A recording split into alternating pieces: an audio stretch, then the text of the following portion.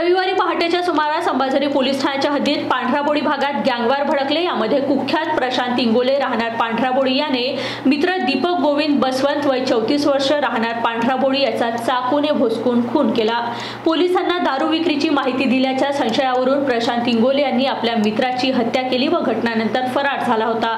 Ambazari police व crime ब्रांचच्या टीमने त्याला अटक केली आहे। पुढील तपास पोलीस करीत आहे।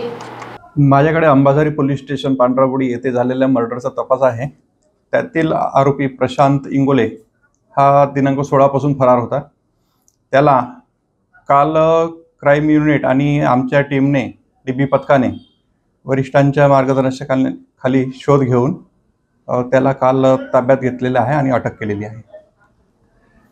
याच्यापूर्वी त्याच्यावर रेकॉर्ड आहे, बरेचसे गुन्हे आहेत त्याच्यावर नोंदलेले, त्याच्या प्रतिबंध कारवाया सुद्धा झालेल्या आहेत।